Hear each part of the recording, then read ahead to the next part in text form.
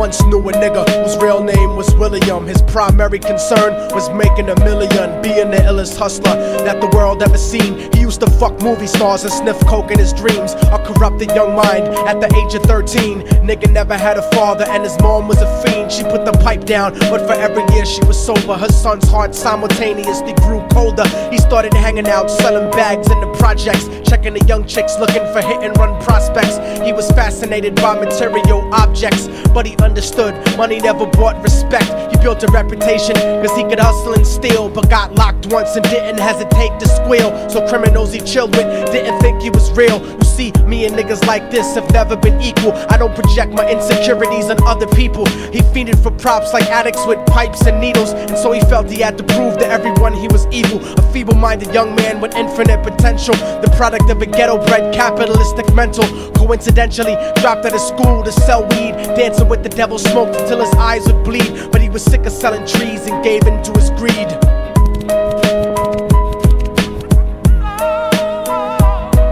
Everyone tryna be trife, never face the consequences. You probably only did a month for minor offenses. Ask a nigga doing life if he had another chance. But then again, there's always the wicked that knew in advance. Dance forever with the devil on a cold cell block. But that's what happens when you rape, murder, and sell rock. Devils used to be gods, angels that fell from the top. There's no diversity because we're burning in the melting pot.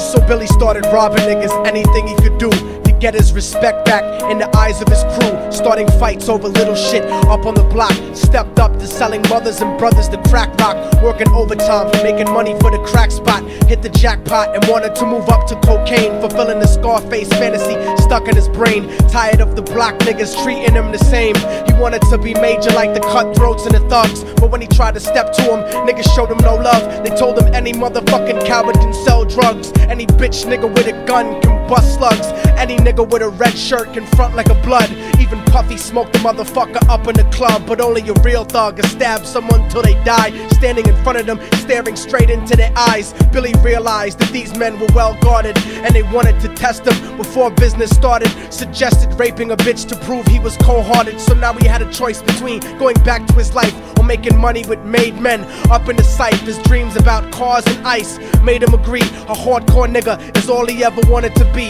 And so he met them Friday night at 2:45.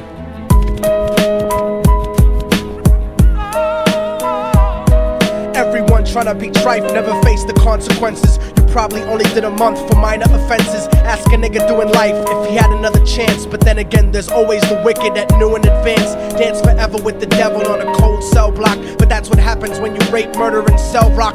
Devils used to be gods, angels that fell from the top. There's no diversity because we're burning in the melting pot.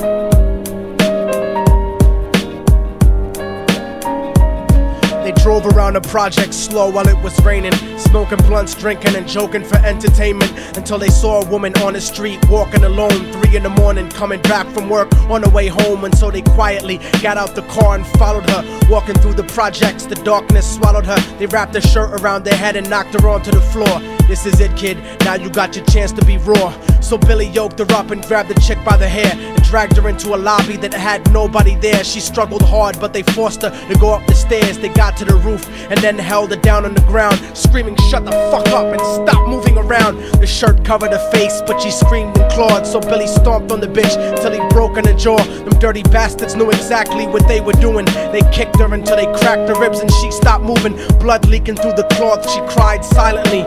And then they all proceeded to rape her violently. Billy was made to go first, but each of them took a turn, ripping her up and choking her until her throat burned. Her broken jaw mumbled for God, but they weren't concerned. When they were done and she was lying bloody, broken and bruised, one of them niggas pulled out a brand new 22. They told him that she was a witness for what she'd gone through, and if he killed her, he was guaranteed a spot in the crew. He thought about it for a minute, she was practically dead, and so he leaned over and put the gun right to her head.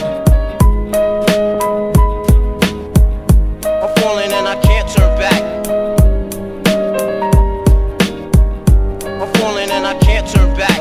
right before he pulled the trigger and ended a life. He thought about the cocaine with the platinum and ice, and he felt strong standing along with his new brothers. Cocked the gat to a head and pulled back the shirt cover, but what he saw made him start to cringe and stutter, cause he was staring into the eyes of his own mother. She looked back at him and cried cause he had forsaken her. She cried more painfully, and when they were raping her, his whole world stopped. He couldn't even contemplate. His corruption had successfully changed his fate, and he remembered how his mom used to come home late, working hard for nothing, cause now what was he worth? He turned away from the woman that had once given him birth, and crying out to the sky cause he was lonely and scared, but only the devil responded cause God wasn't there. And right then he knew what it was to be empty and cold, and so he jumped off the roof and died with no soul. They say death takes you to a better place, but I doubt it. After that they killed his mother and never spoke about it. And listen, cause the story that I'm telling is true, cause I was there with Billy Jacobs and I raped his mom too. And now the devil follows me everywhere that I go. In fact, I'm sure he's standing among one of you at my shows, in every street cipher listening to Little Thug's flow. He could be standing right next to you and you wouldn't know. The devil grows inside the hearts of the selfish and wicked.